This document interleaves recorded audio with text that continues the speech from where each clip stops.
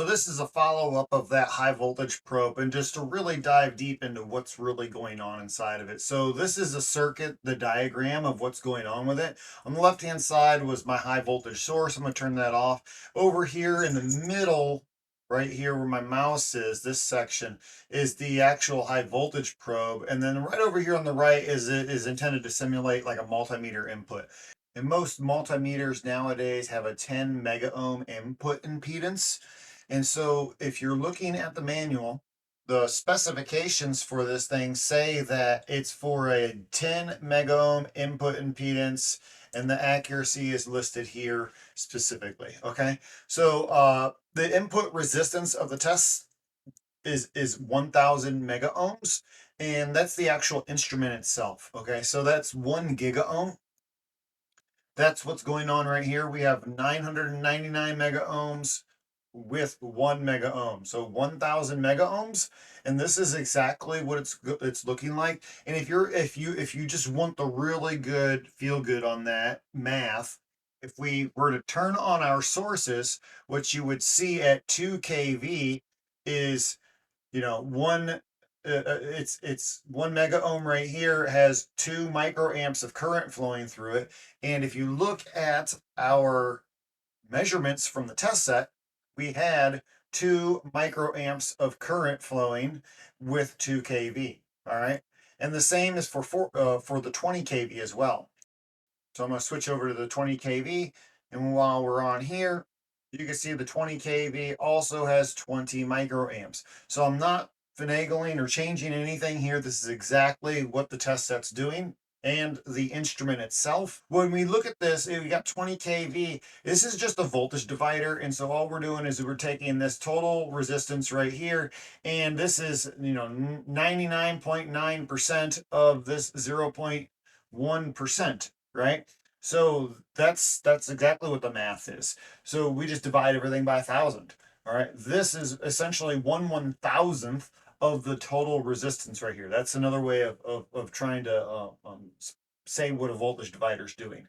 All right. I'm going to turn off our multimeter input, and you can see that this is negative 20 kV, and this right here is also minus 20 volts. So that's what the multimeter is going to see. However, when you put the multimeter on, what happens? We have a little bit of measurement error. And the reason is because we have 10 meg ohms in parallel with 1 mega ohm, and it changes our measurement a little bit. All right. And then that all together is in series with 999. If you did the math, you would end up getting the 18.18. So I'm going to turn that off so we don't have anything that's confusing. But if you look closely, this is exactly what's going on with our test set. And does it make sense? Well, let's see if we match specification. So right here, we have it set to 40 kV as the max, and it says it's 40 microamps at the bottom right here. You go right here, it says max loading current, 40 microamps at a max operation of 40 kV. And then this is the max loading power is 1.6 watts. And if you look at the power coming from the power source right here, at the bottom right of the screen, you'll see 1.6 watts. Okay. So yes, this is exactly what the test instrument's doing. And this is a circuit to represent everything. So even at 40 kV, if you turn on your multimeter, you might have a measurement deviation. Okay. Now, what's the reason why I really wanted to illuminate this circuit is because, and to really drive home what the circuit's doing, like this is the full circuit. If you disconnect the high voltage source, you have 0 volts, right? What happens if we disconnect that ground?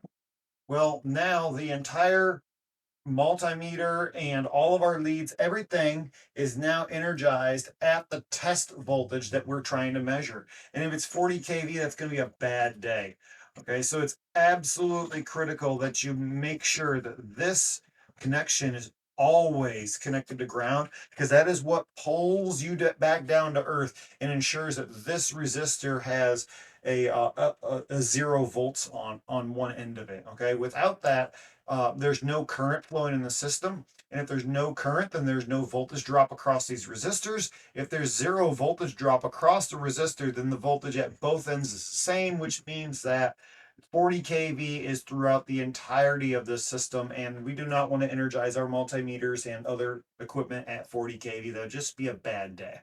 So If we go back and look at the manual, right here in the middle of the manual, it specifically says, caution, risk of danger, do not attempt to take measurements, and I'm going to highlight it right here.